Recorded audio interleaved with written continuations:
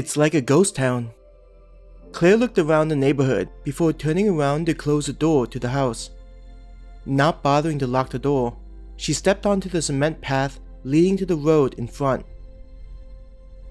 Even though it wasn't a new sight, her eyes still wandered over to the abandoned cars littering the street.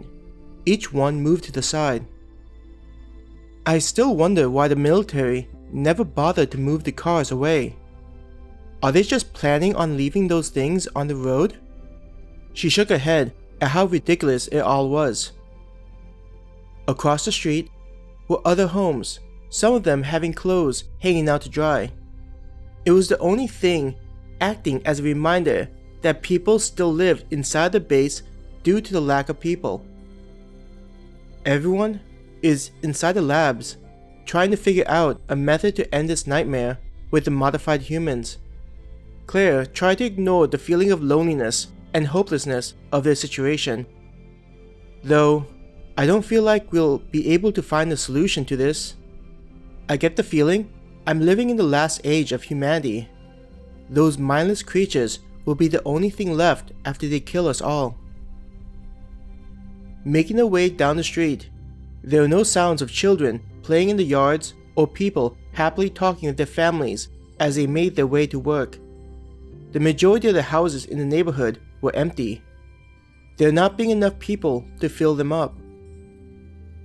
You'd think being in the military base, there'd be more people living in this place. My parents keep telling me this place was designed to handle a catastrophic event. The problem is they always avoid explaining why there are barely any people living here. Claire shook her head in confusion. She chuckled at how the grass was still maintained even though hardly any people lived inside the base. Ahead of her, Claire saw the bus stop that became the meeting place when Claire and Hannah would hang out. The bench next to the sign was convenient for the person who arrived first and had to wait for the other party. Thinking about where Hannah and her family lived, I don't get why they couldn't just put us near one another. Claire looked in the direction Hannah lived, which was a considerable distance. It made the bus stop a convenient meeting place, since they wouldn't be able to communicate with the other after leaving the house. Reaching the bus stop, she took a seat on the bench. The metal was warm to the touch. It was a beautiful day, though it felt strange considering it should have begun to snow a long time ago. It still feels like summer. Claire felt depressed, thinking about the start of the summer when they were making plans to hang out with everyone. Off in the distance, she could see the protective wall that surrounded the residential area of the base. It was indeed a fortress. The walls acted to comfort her mind, allowing her to not be frightened to leave the house. On top of the wall, strategically placed throughout the top of the wall, were small structures where soldiers would monitor the outside world. When getting close to the wall, she'd sometimes be able to see soldiers inside as they went about their duty. "Claire!" a voice called out to her. Turning to look, Claire smiled upon seeing a friend. "Took you long enough?" she laughed. Hannah stuck out her tongue before giggling. "Aside from the PX, is there anything else you want to do?" Claire asked, trying to think about how to spend their day. She got up and moved towards Hannah. As soon as Claire reached her, Hannah grabbed Claire's arm and hung on to her friend. "We could see if Chelsea is finished with her shift." Claire's eyes brightened at the mention of their new friend, Chelsea. "Do you think she'll be able to get us into the training areas?" "I hope so, considering the lack of things to do. Most of the recreational stuff, like the movie theaters, is closed with the lack of people to operate them." Hannah groaned. They continued to talk about what they could do as they walked past empty houses, making their way to the PX. Due to the lack of public transportation, the trip to the PX took several hours. Claire's eyes caught the familiar sign of the store. It had windows covering the front with old promotions that were long expired. no one had thought to tear down the signs. Close to the PX was an administrative building still in use. It helped to assist families with various needs, such as getting information for childcare or paying fines. The main building was located near the area designated for purely military usage. Still, the various smaller locations helped families deal with their problems in a more convenient manner. We should stop by and see if Chelsea is finished with her shift. Hannah grinned as she made her way towards the desolate building. Next to the door was a sign with the words Administrative Building Site C to indicate which satellite building it was. Claire walked up to the door and opened it. The interior was an open area, rows of benches available for those waiting for their turn. At the back were booths for the family of service people to talk to a representative. "What are you guys up to?" A man with a military police armband asked them, sitting at a desk near the side walls. Hannah grinned. "Just trying to find something to do in this boring place." "Did Chelsea finish her shift?" "Chelsea?" The man tilted his head, trying to remember. He pointed at the back area.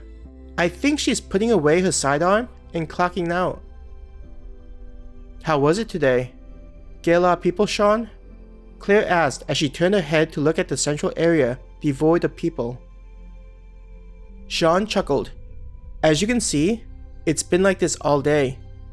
I don't remember when the last time someone showed up, especially with the other sites still functioning." He made a face as though thinking the idea to be ridiculous.